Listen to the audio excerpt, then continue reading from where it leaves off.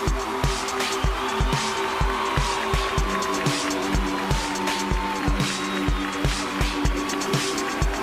are tuned in to Stewart Spotlight Podcast with today's guest host, Miss Zanika Stinson. Our guest today, a 3-time breast cancer survivor, Miss Hope P. Billingsley. In observe of the month of October, Breast Cancer Awareness Month.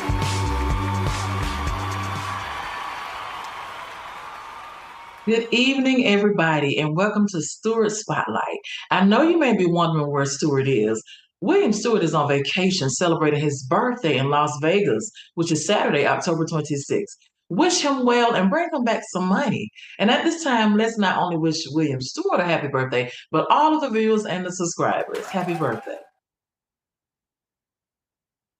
Happy birthday to you. Happy birthday to you. Happy birthday, dear viewers. Happy birthday to you.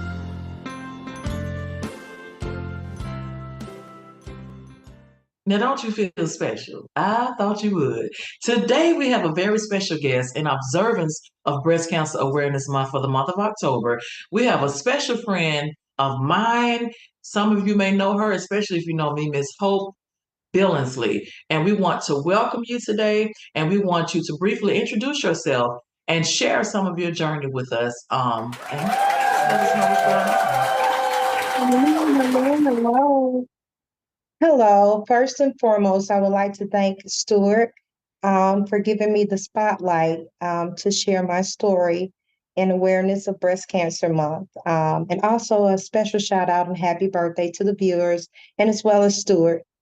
I'm coming on to share my story because a lot of people don't talk about it and scared to share their story. So I hope I bring awareness to our cultural people because it can happen to any of us. And I would like to share my story, and maybe this can enlighten you to share yours as well. And if not, to go get your breast exam.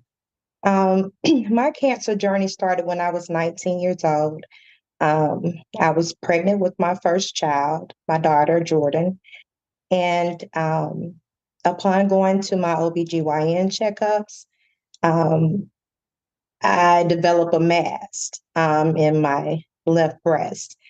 I shared the information with my OBGYN doctor. And at my age, at 19, she was not too concerned. She told me I was too young for me to have breast cancer, so it could be mastitis, which is an infection of the milk glands. Due to me being concerned, first time being pregnant, I shared the information with my mom because I was young and didn't have the knowledge of it. So she asked my OBGYN doctor, to further evaluate the mass. Upon forcing them to give me a mammogram again at such a young age, my OBGYN doctor moved forward with the mammogram. And that's when I was diagnosed with ductal carcinoma, invasive ductal carcinoma. And if you don't know what that is, it's cancer of the milk ducts. And so by us pushing forward to have that mammogram done, actually saved my life. So, yes. And Okay, so go ahead. I'm sorry. So when you first found out that diagnosis at 19, I'm sure you were afraid and scared, but what was your reaction, and how did you tell your family, even though you say your mother pushed for the, everything? How did you react, and how did that play out with your family? Well, let me go back to when I was pregnant and the symptoms.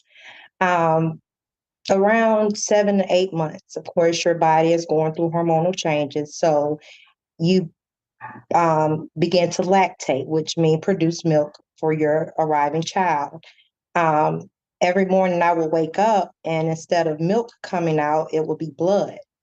I developed a rash that would itch severely, and like I said, it would leak blood. Every morning I would wake up, it would, it was a solid mass about the size of a lemon. And due to me being pregnant, the hormones made it grow rapidly.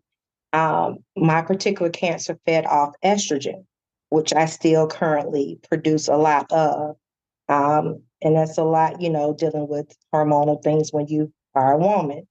But I kind of knew something was wrong after I had my mammogram because I was told to come back to the hospital for my results. When I arrived, of course, we were all concerned. So I had a slew of family members attend this appointment for my results with me. That particular day, the doctors, I noticed the waiting room slowly dying down, like people coming in and out, and I was the last patient. So I was concerned. And then I looked over to my mom as well as my grandmother, and they just said a prayer, a silent prayer with me, and told me, like, whatever the results are, um, just trust and have faith in God, which I did. And like I said, I kind of knew before I went back because they made sure the waiting area was cleared out, and it was just me with a personal, you know, um, time with my doctor. Um, and that's when I got the news. Being 19, first time mother, um, my baby at the moment, I had Jordan August 11th. Um, I got the results in November. So my child at the time, 3 months. Um, and I was Grady's hospital first case to be diagnosed so young with breast cancer. So it was overwhelming. Of course, scary to be, diagnosed at an early age with such I would call it a grown disease. And like I said, it was pure silence, sobbing, and just questions of what to do next to help me survive and be here for my child. So, what options did they give you? Was it more surgery or invasive procedures, chemo, radiation? What was the first thing that they told you that you needed to do to save your life? Well, by me being so young, they wanted to go in and attack it aggressively. By me being pregnant and misdiagnosed, allotted time to pass. So they really wanted to move quickly to see. And once they did the mammogram, I was given CT scans as well as a PET scan to check to see if the cancer had spread it to my lymph nodes or other areas and regions in my body, which thankfully it only stayed in my left breast.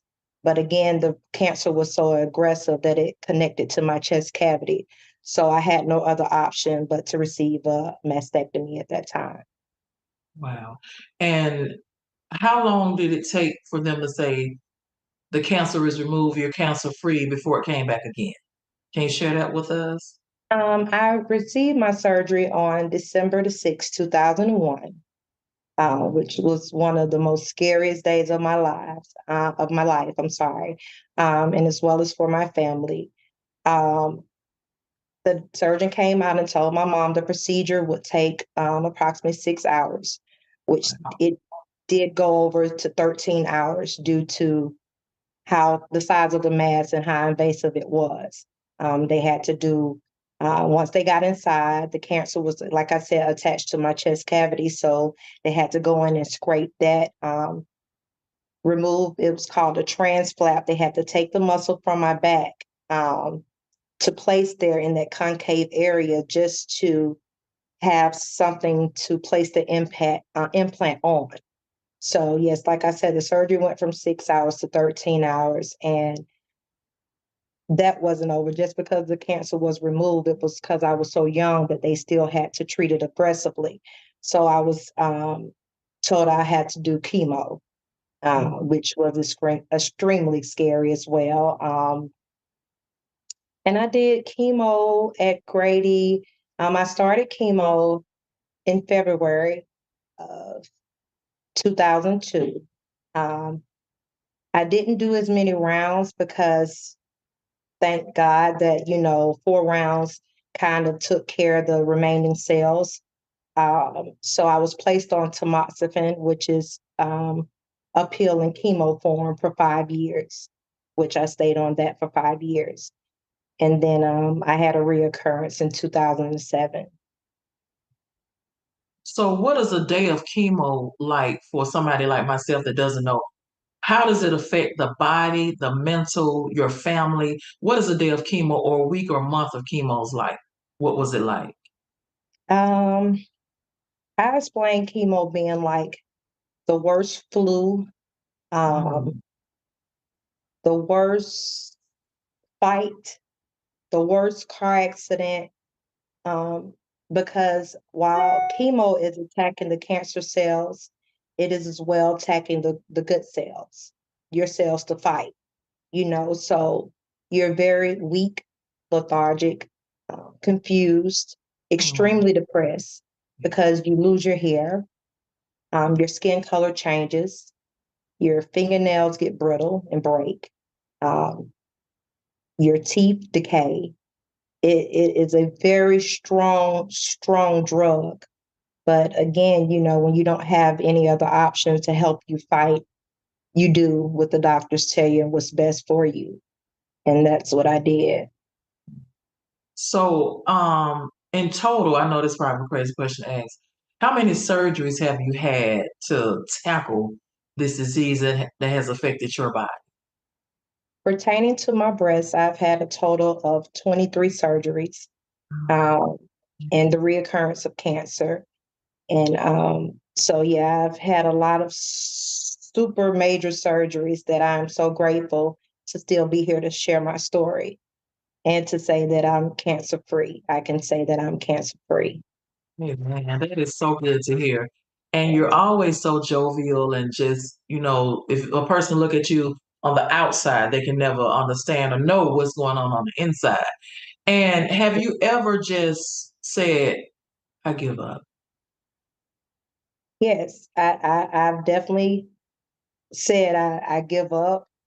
I fought, especially, having it reoccur 2 times after the first initial diagnosis.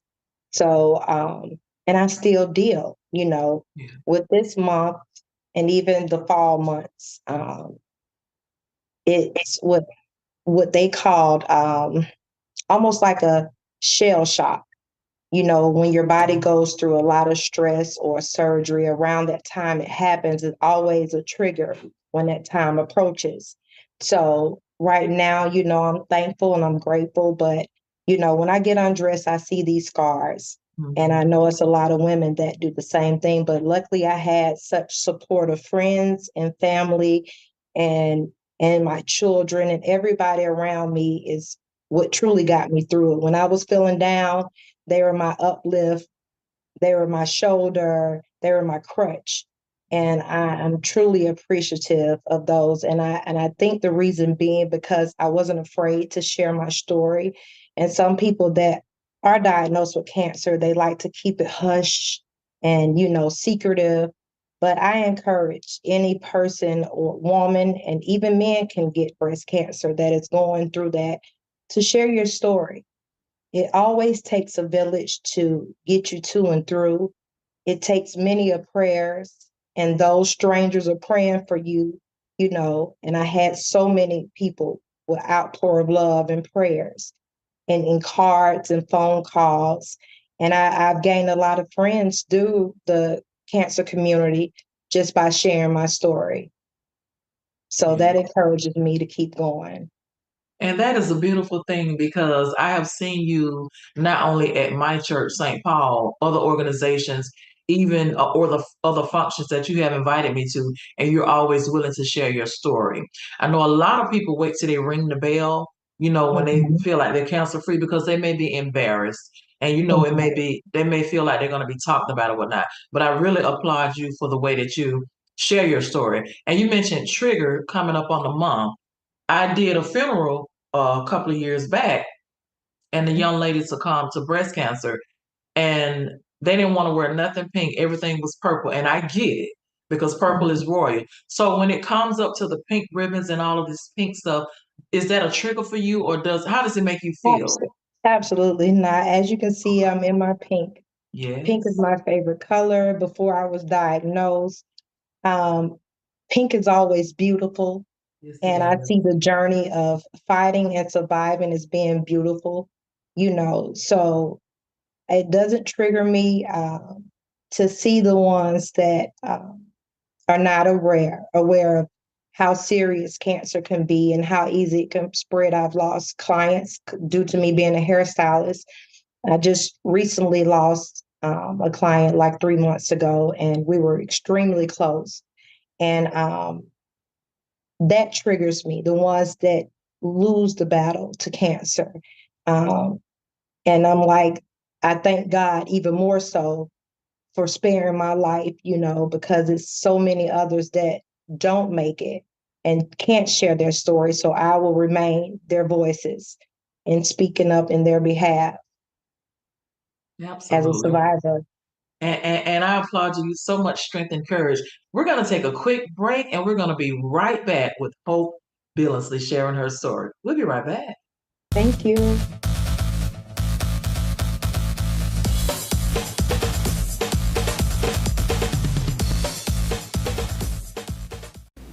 Hello, my name is William Stewart Jr., President and CEO of Stewart Spotlight. The purpose of this podcast is to showcase individuals like yourself. We all have something to share about our lives. Therefore, I challenge you today. If you went through something, coming out of something, and just want to share your testimony, we would love to hear your story. So please give us a call at 888-552-1944, and one of our producers can make arrangements so you can appear on this podcast.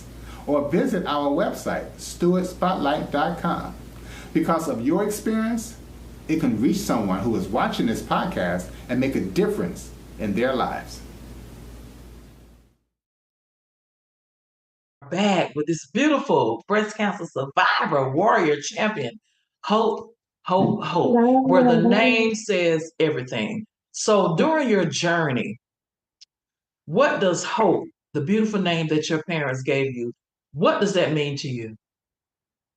Well, to tell that story on my name, I asked my mom growing up, I was like, Mom, why did you name me Hope? Like, I don't like it, doesn't fit me. And she said, actually, I was hoping I didn't have any more kids. So, and then you popped up. So that's the joke, how I got my name, but not knowing once it came into full circle that it would definitely have meaning. And like I said, I'm here to give people hope. I've kept my hope and faith, and I am hope, and that's my logo. I live by it. I am hope because I've survived, I've conquered, I've screamed, yelled, cried, but I still pull myself together because I was still given a second and third chance of getting it right. So I thank God for that for sure. Yes, and we love you. We appreciate you. What are some of the things that you like to do in your spare time? What makes you laugh? What encourages you as you encourage others? Well, I'm very comical. But in my pastime, I make sure I try to speak as much as possible to the young girls. I've gone to my high school. I've shared my story with my daughters. My daughters shared my story in their high school. And speaking on that, my oldest daughter, who is now 23, she had gone through the same thing with mass in her breast. Luckily, they were benign, but and that's such a blessing. But again, she was 15 years old, so you don't have to just be busty or big breasts. You don't. You can have small breasts, which is me. I was a B cup when I was diagnosed, but I encourage the ones that don't know to make sure that they do self exams around their cycle time, and as well as just random exams when you're feeling tenderness in your breast. Check for small lumps. They can be as small as a pea. If it's concerning, if you're having pain, if it's itching, if it's burning, if it's just uncomfortable, then make sure you go check and get it checked and seen about. And don't let a doctor tell you you're too young. Don't let no one tell you it's impossible, because it is definitely possible. So definitely check those boobies, girls. Well, I know you were 19, Jordan was 15. Have you ever just had to mentor somebody who just refused to accept the diagnosis, or just say, I'm not going to go to the doctor, I'm just going to fight it on my own? Have you ever encountered somebody who was just like, no, I don't believe it, I don't trust it. You know what I'm trying to say? I don't want to say I don't Yeah, trust this person, but yeah, yeah. yeah. It's so funny you asked that question. I go through that at my appointments. When I go to my annual exam, I get the older ladies that's sitting in there. Are you here with your mom? Or what are you doing here? You're too young.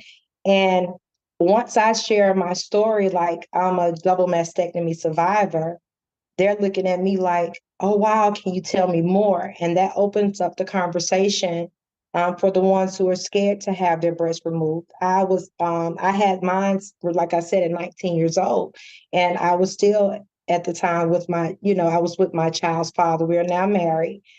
So he went through the struggle. And just to hear women say they refused to remove their breasts due to them being married and their husband had, didn't want that to happen because it made them feel less than a woman, or, who wants a woman who doesn't have a breast or any breast. So it was a lot of stories I got, and I'm like, wow, it's real reasons why these people are scared to find out, or scared to have the surgery, or even scared to take the doctor's advice. All doctors are going to give you the raw and real.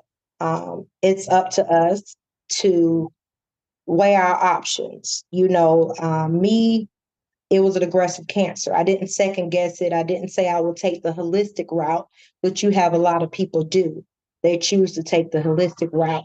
And sometimes, the holistic route can coincide with what the doctors is prescribing. If they're telling you to get chemo, if they're telling you to get radiation, um, I do recommend that, because that is going to get right to the tumor or right to the cancer.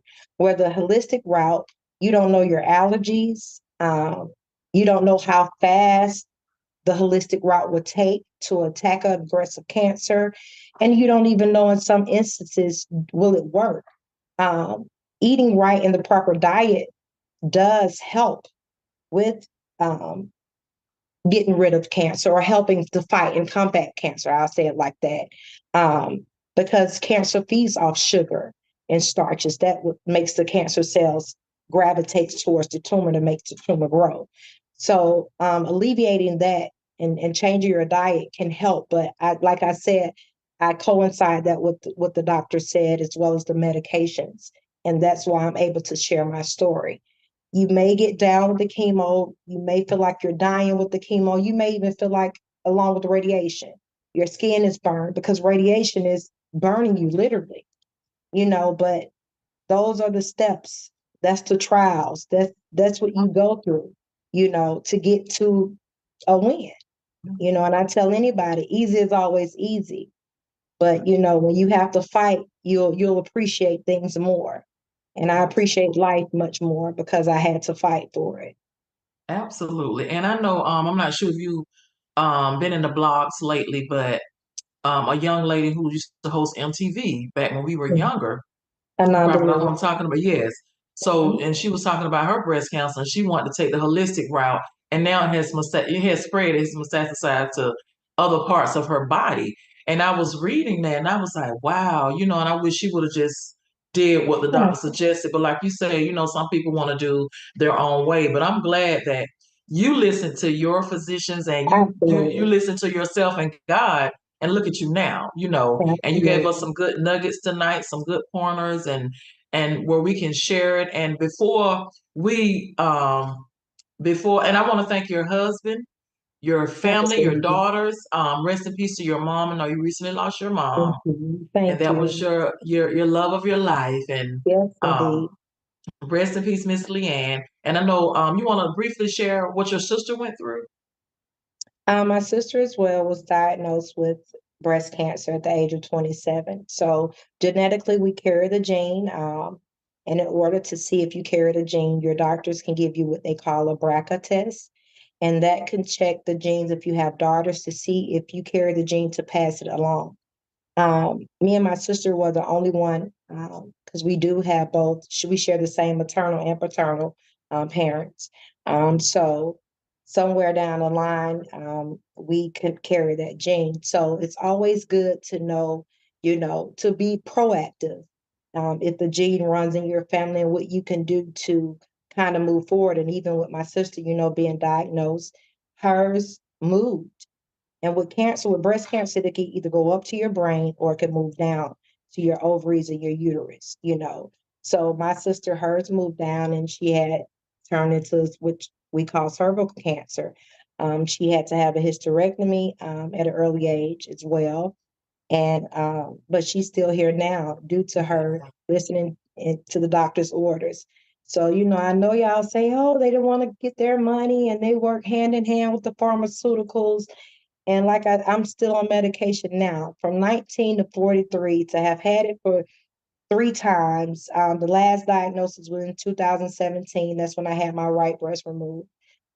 So here it is, 2024, about to be 2025, and I can say I'm once again cancer free. And I'm changing my diet. I'm exercising more. And again, once I go to checkups and I get my good rapport that there's no sign of any cancer cells, I celebrate life. I thank God for continuing to keep me on the healing journey, the chilling healing journey. That's what I call it. I chill when I heal. But yes, I thank God for keeping me on that journey to share my story year after year. Okay. And do you have some like a little healthy recipe or some food or something that you may suggest, for some healthy eating? Absolutely. I encourage people to first and foremost, when they first put their feet on the floor, I encourage you to meditate. You sit on the edge of your bed. I give it 5 minutes and I do deep breathing Hmm. and allowing the oxygen to come in, you're destroying bad cells. I also, try to drink a cup of lemon hot water in the morning. Um, Lemon water is an antioxidant and it's alkaline. It alkalines your blood and your cells as well. So, and I do smoothies. I have my cheat days and I have a wing thing, but I try to, stay focused on eating healthy so I can continue to live and enjoy life to the fullest. Okay. Well, we have a few more minutes and we want to just get into some fun facts about hope. Okay, let's What is go. some of your favorite music and artists that get you through the day?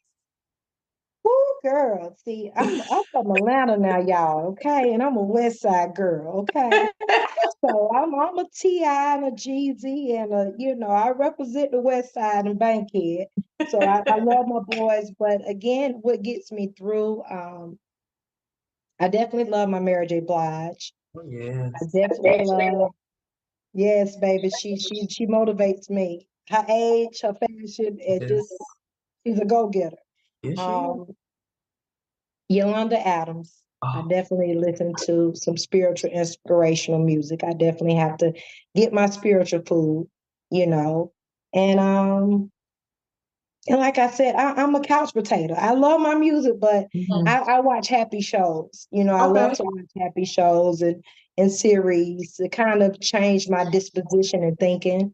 Sometimes, when I get down and out, I try to either listen to upbeat music or I'll, put on something funny and just, reflect on positive things instead of just, the things that get me down. So I just encourage Absolutely. people to live life, even though it's a lot going on in this world. You got to find your outlets.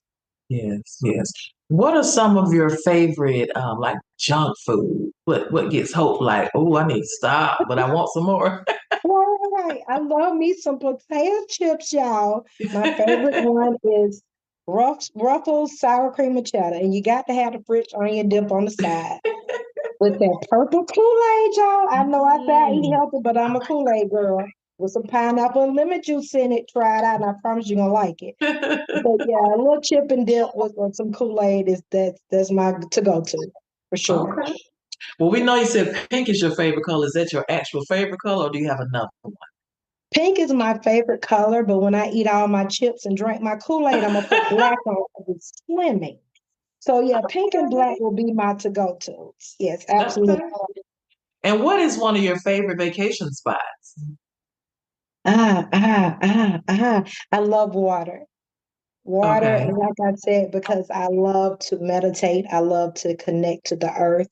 So anywhere where it's water presence, like I said, believe it or not, me and my husband, my favorite spot we went to outside of Vegas, I love Vegas, but Orlando, we found a cute little resort and it was just me and him, but it was so nice. It was Okay. intimate. So, and we walked the waters and just the Mhm. calmness from the waters. And I don't need too much. I don't require a lot. But anywhere where there's water and somewhere I can just take my feet out and just connect to the ground and the earth, I'm great. Just as long as it ain't no snakes, I'm good. I know that's right, but do you like animals?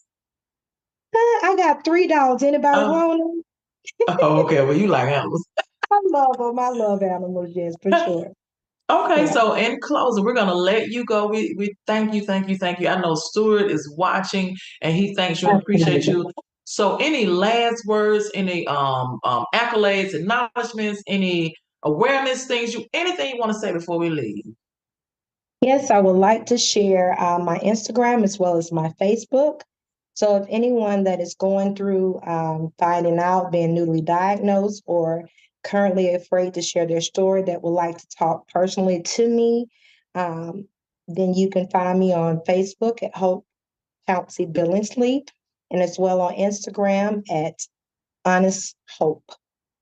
And I will definitely speak with you. I will definitely call to check on you if you need someone to go to your appointments to help you better get educated or understand what the doctors are giving you. I will be that person as well as a hairstylist. If you're going through chemo, I make wigs as well. So I try to continue to make the ladies feel good about themselves, even though they've been diagnosed with such a horrific disease. You can still look beautiful and heal through it all for sure. And even through your journey, I've never seen you look like what you've been through. Your hair is always done, your makeup, Thank your you. outfits are flawless. So I really Thank appreciate you. you motivating some of the younger ones and some of us older ones. Just because you're going through Absolutely. something, you don't have to look like it. Live Absolutely life not. like it's your last, but not recklessly. Now, on behalf of Stewart Spotlight, we have a little special gift for you. And Oh, because it's a blanket that to is so show that you are a sweet. fighter, a warrior, a champion, and Thank you are you. appreciated. You are really, really appreciated. I'm so grateful and thank You're you so much welcome. again for And sharing. Stuart, yes, and thank you for sharing your story. And any last thing before I Thank you, Stuart. Well, I wish I was on vacation with you. And to all of the viewers, make sure you like, subscribe, share, and turn your notifications on. And we invite you to join Stewart Spotlight next week, where the special guest will be Frank Pete. He is the poet and surgical technician. Stay safe, stay healthy, and be blessed. Stewart, happy birthday again. Get us some money. Good night. Bye.